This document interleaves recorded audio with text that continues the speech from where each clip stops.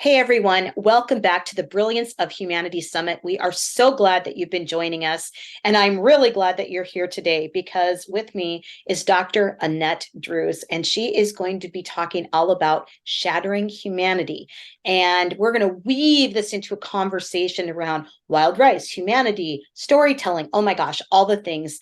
Annette, you are a storyteller, you are a writer, you are a wanderer, and you are a wild rice whisperer. Welcome so much to this summit. Thanks for being here. Thank you so much. This is wonderful. Oh my gosh, I'm so excited to talk to you. And I was actually thinking about where do we start with this? Because you and I were coming up with this shattering humanity, and actually it ties into wild rice. But I am sure if people are just like me, they're super curious about wild rice harvesting. What is this? How did you even come into learning about harvesting wild rice? Like, we've got to start there, I think. Yeah, well, I actually came into harvesting wild rice later in life. Um, but I live in northern Minnesota. I grew up in Minnesota, in southern Minnesota, and wild rice was everybody knew what wild rice is. We all eat it. We have it in soups. It's available in the grocery stores. And I realized once I moved up north and I started hearing about the tribes, the Ojibwe tribes harvesting wild rice. And it's like, wow, I have no idea what the plant looks like. And I'm an outdoors person. I love being outdoors. And it was about this time in 1999 when the University of Minnesota started mapping the genome. So wild rice really came into the news quite a bit. There were demonstrations down at the university. The Ojibwe people are the people of the wild rice. And so living up here in northern Minnesota, there's three big reservations around us. I was able to see people out actually harvesting wild rice. And it just really piqued my interest as to what is this plant? I don't hear about the plant itself, which grows in water, um, anywhere. Like I worked for the DNR, the Minnesota Department of Natural Resources, and I didn't hear anybody talking about managing wild rice. So that's how I got curious. And I also am a paddler. I love just going down slow moving rivers, nothing fast or too fancy for me. And many of the rivers up here off of the Mississippi have wild rice. And you start seeing it in May and June. And wow, it's beautiful. And Mm. that's what got me started. So, talk to me a little bit about this actual process of harvesting wild rice, and then let's tie that into how it actually tells a story, and then how that actually ties into humanity. This is a big thing we're weaving here, but this is not just a simple process. And I can we even call it a sacred process? I feel like there's a sacredness to harvesting of the wild rice. Yeah, I think the sacredness definitely comes if you look to the Ojibwe tradition and culture. The Anishinaabe people is how they refer to themselves. They came west to a place where food grows on water, and that food was wild rice, manoomin in their language. And the idea of so that right off the bat was very sacred because they were led here thinking about that. And they have a very sacred relationship. And what I have found over the years is learning about that and learning about the respect, this really reciprocal relationship. I did my research asking harvesters because I wanted to know about wild rice, but I wanted to know from the people who had a relationship with this plant. And they taught me that you have it's reciprocal. We are watching out for wild rice, and she in turn gives up wild rice seed that is a huge sustenance up here in northern Minnesota over the years. And it does become very much um, a feeling of sacredness when you're out on the water and you see all the life, all the connections, we always hear all life is connected. Well, you can send a canoe, get out in a canoe into the wild rice, and you will see that connection everywhere. Mm, I love this. And what I also love that you're speaking to is that it's also this connection to nature. I Yes. love that you use the word in relationship with. And one of the things that I often talk about, even in my own work, is that like we are in relationship with everything.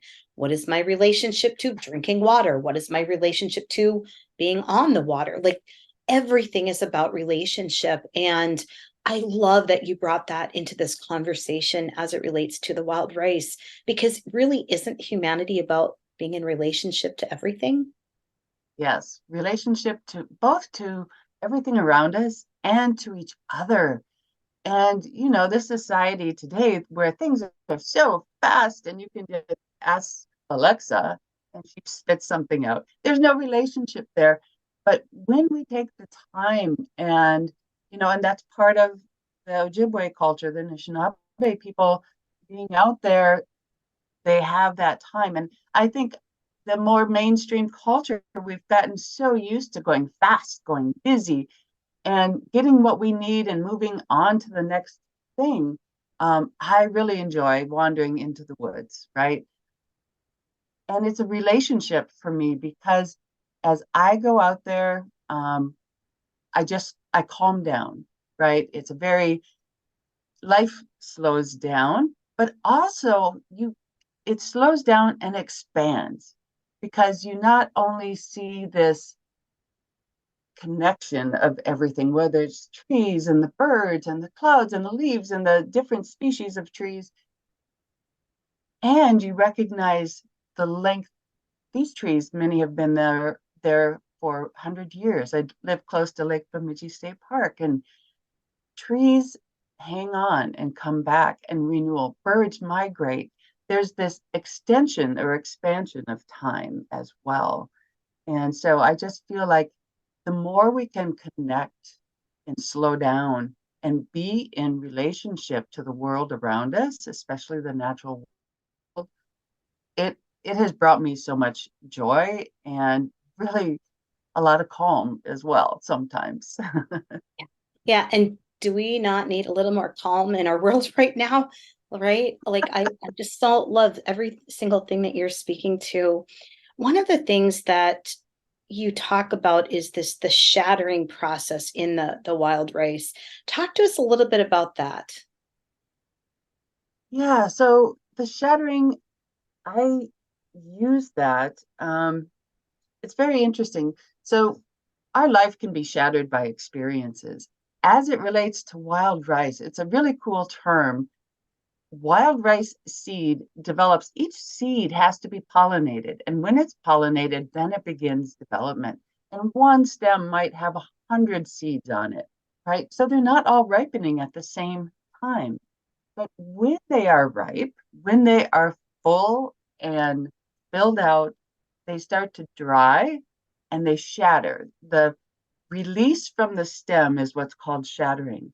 And so that's really cool about harvesting wild rice is there is this ability, and in fact, it's part of that relationship, right? It's knowing how does wild rice grow and how does it performs not the right word, but how does it grow and then release ripe seed? It's this shattering and it's over time. So you go out to harvest wild rice not just once, but you go into the same bed of wild rice on the lake maybe 3, 4, 5 times over the course of multiple weeks. Hmm. And you're going to get a crop as long as you stay in good relationship and harvest in a good way, which means protecting the rice, not knocking it over, not breaking the stems, but asking for the seeds that are ready to shatter, come down. And what I love about harvesting wild rice that I've learned from those who have shared their stories with me is as you are going out and harvesting, you are also seeding the lakes. So this seed falls, you have to be in a canoe.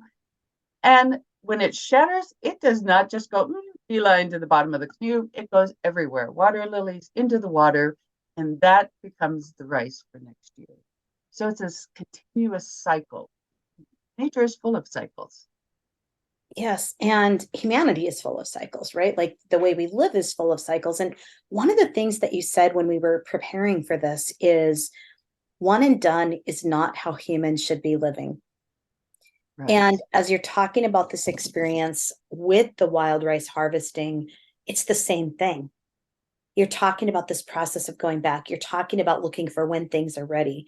And you're talking about the care that we take. So, how do we take that and apply that to humanity? What does that look like? One of the things I've had the pleasure of being able to do lately is to really take time. I've worked a 9 to 5 job most of my life, and there's always deadlines, and there's people, there's scheduled. We're so scheduled out that is really hard. At least for myself, I found that you're moving from one thing to the next and not taking the time to building relationships. And I think sometimes we just feel like we can't, we don't have the time. We're moving too fast. And that one and done is like doing something and checking it off our list and moving on to the next thing. And I guess I am seeing that life really grows or swells the whole aspect of living a Mhm. good life is really about coming back around and building that relationship over time, taking the time. I've had these wonderful conversations just in the last 2 days simply because I chose to sit somewhere, have a conversation with someone, and I had no timeline. I was in a coffee shop, met a young man who was going to study for the bar. We had a great conversation.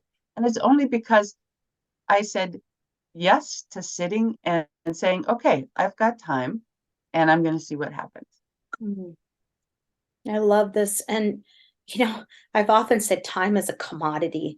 And Yeah. what I love is that when there is that time and space and you can be fully present with someone, there's this like magical experience that happens. No expectation. There's no expectation. The time is right there. And look at what you created together. And I often think maybe if we could just slow down a little bit and actually be willing to give time of ourselves, give some of these pieces, that this could be a huge component in really transforming humanity. And even just like the wild rice process, sometimes there needs to be a little time.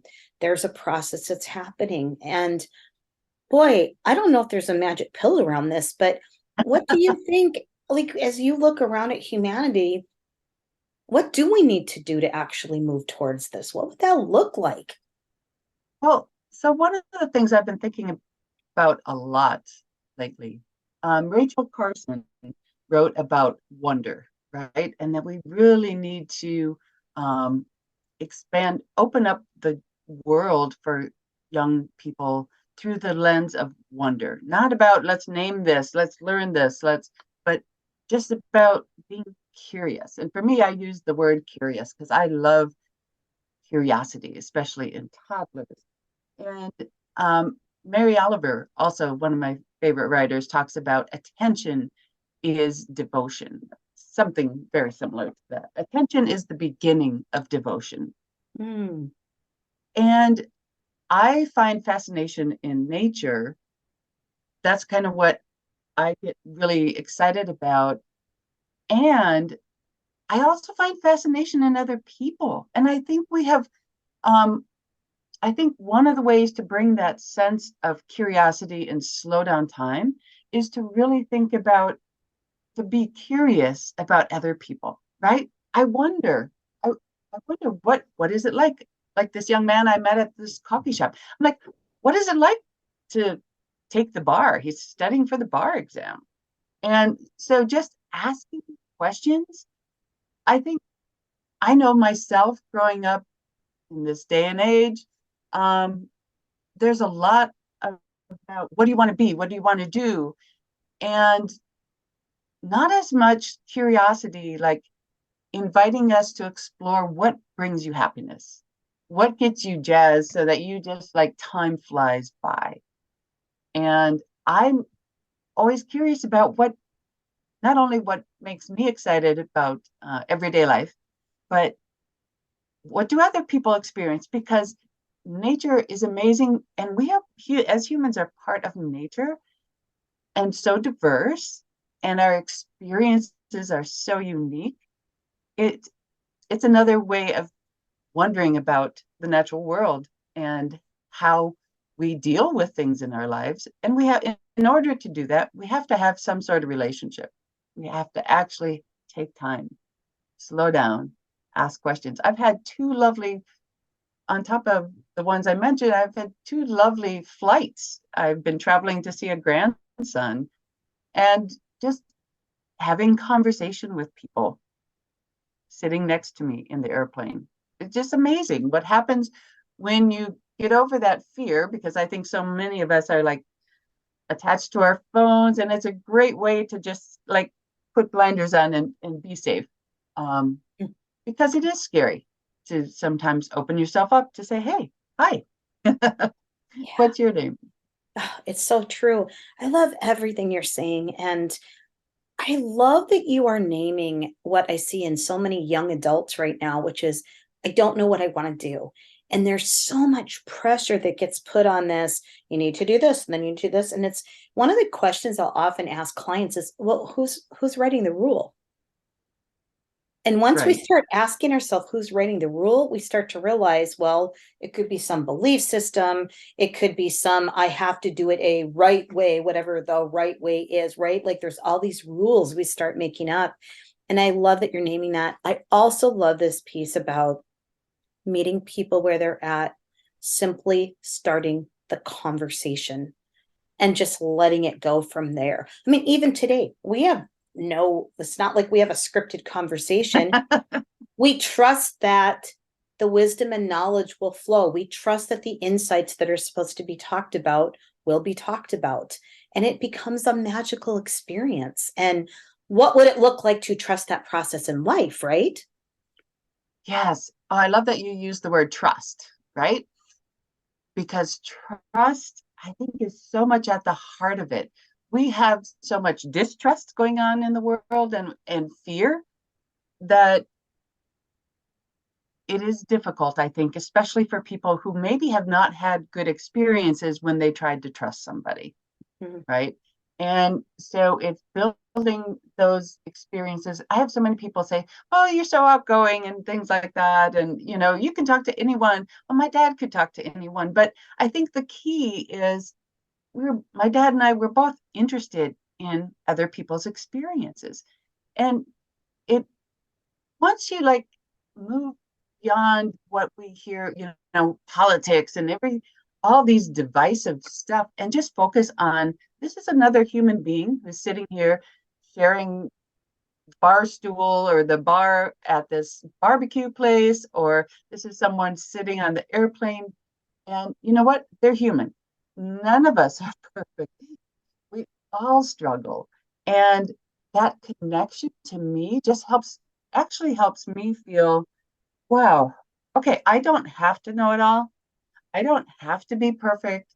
I don't have to struggle alone. Oh my gosh, it's so true. I love that. I don't have to struggle alone. And how many times do people feel alone?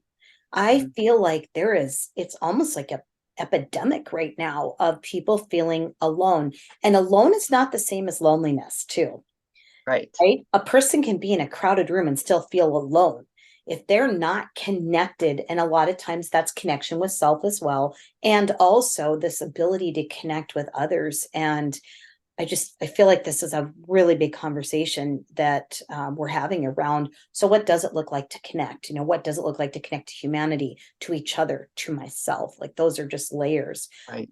One of the things that you do that I just really applaud is you do retreat work around telling your story, capturing your story, writing these experiences. I would love for you to talk a little bit about that because do you believe like writing is healing? Oh, definitely. But I love to write. So And I do. also, I think there's probably somebody who's done some research on this. And I would just love to hear some of your insights about writing and what you notice emerges when you write. Yeah, so I do this gateless writing, which allows people to it's generative writing. So it's not revising anything. it's just coming together.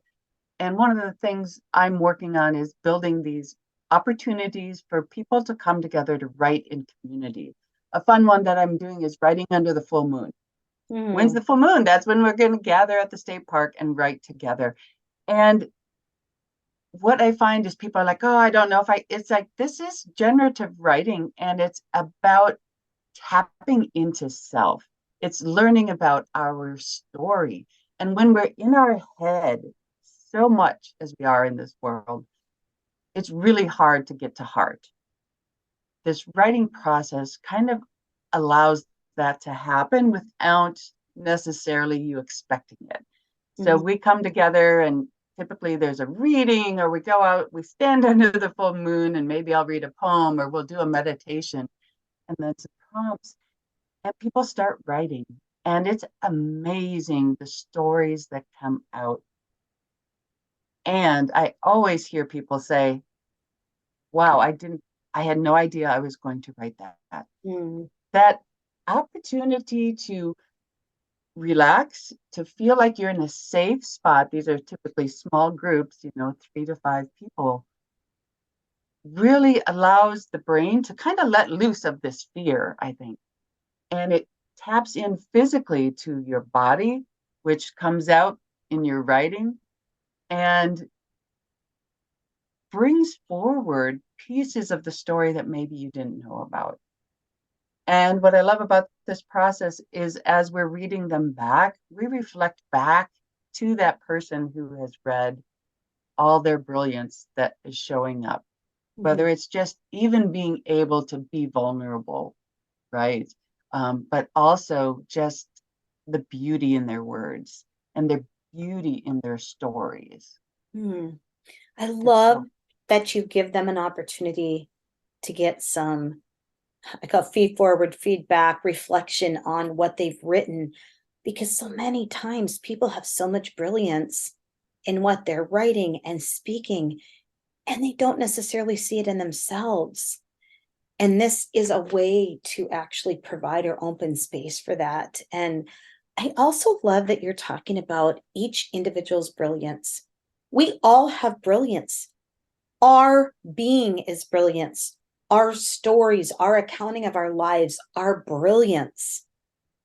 And it's one, I always have this like, if everybody could just see their own brilliance in the world, everything would change.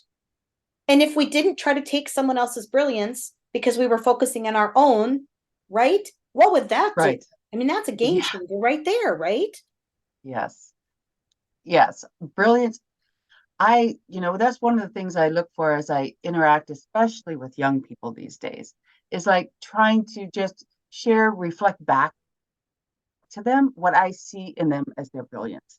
And we're so quick to go like, oh no, like, no, this is a gift you bring to the world.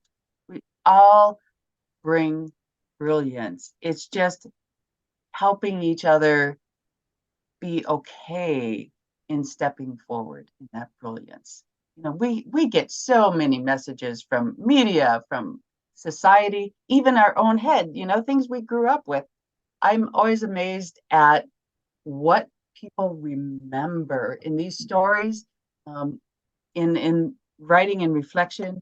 A lot of times it's like, well, I remember this teacher said these words, and I've always believed them ever since. Like, you're not a good writer, you're not a good drawer. The words matter.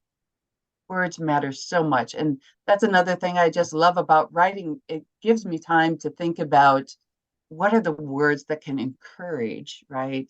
And help people bring that brilliance forward Oh, rather oh my than shut gosh. them down. It's so true. And we need more encouragement.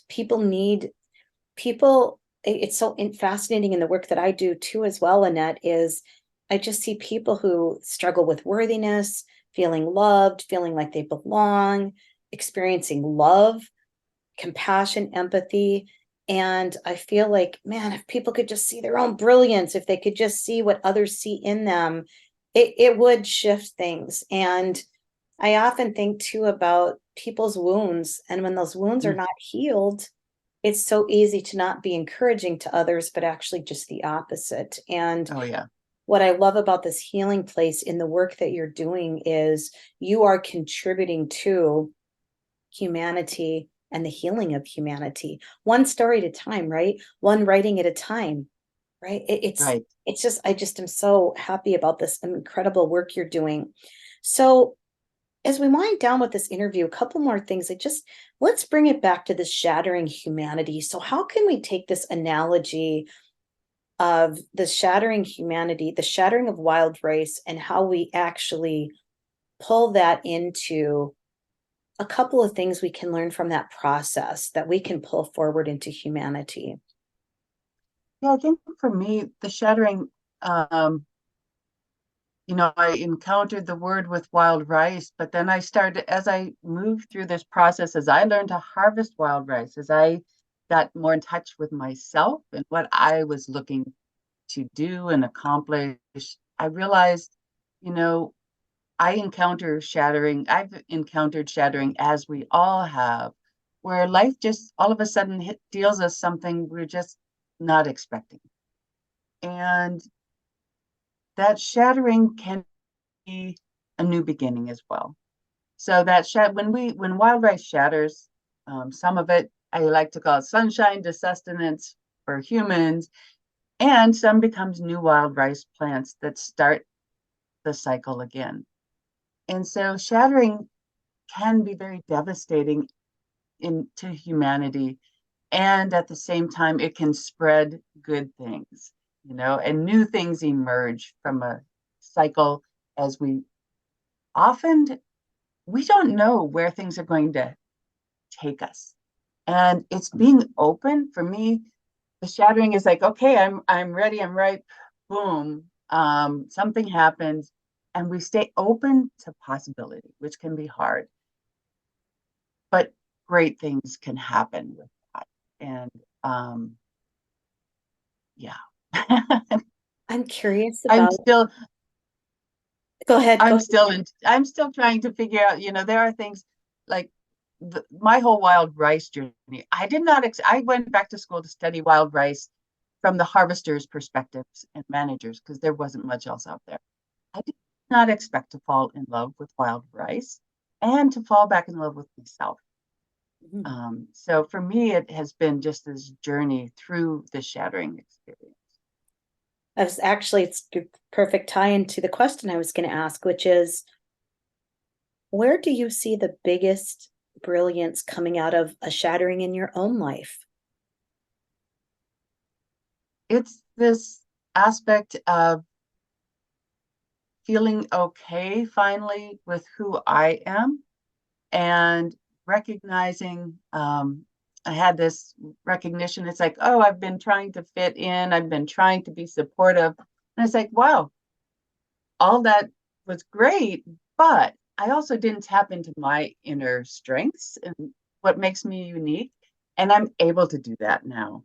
And I give credit to that whole wild rice experience. Yeah. And so that's just opened up a whole new world to me. Oh my gosh, I love it. I love everything about it. Actually, like there's so many layers. You and I could go on and on, right? We could have a whole series just on this.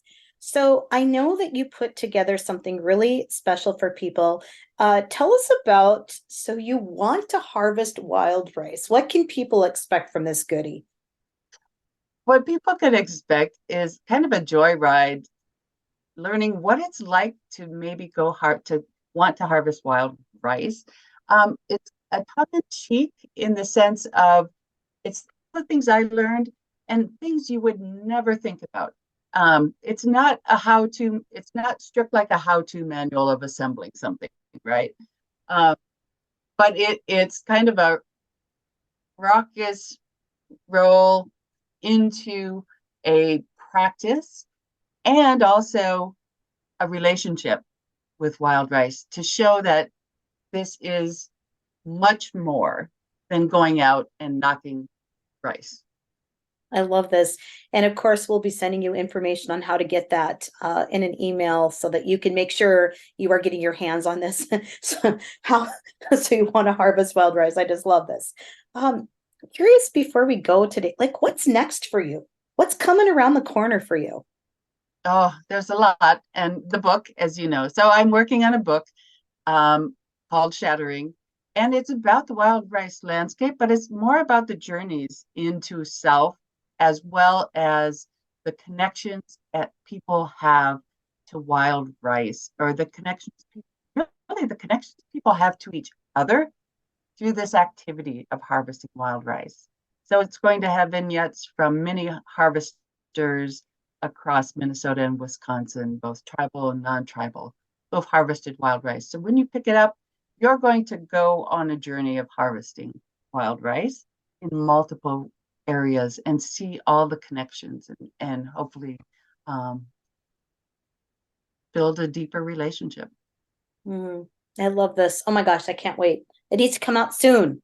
That's my little I'm that's my working on it. that's my little encouragement right there. Well, Dr. Annette Drewes, I want to thank you so much for coming in today to talk with us about shattering humanity, weaving in this experience around wild rice, how it ties into our individual selves and also as a whole as humanity, the stories, the capturing, the experiences. Just thank you so much. This has just been really thought-provoking is the word that could thought-provoking, invigorating, empowering, like all the things at the same time. Well, it has been a true pleasure, Deb. This having conversation, I find, is so enriching and energizing, and just brings so much more hope. So thank you for having me on. Yeah, you are most welcome. Thanks for joining us. And thanks again to all of you for choosing to be a part of our Brilliance of Humanity Summit. So much more to come, friends. Thank you for joining us today. Have a great rest of your day.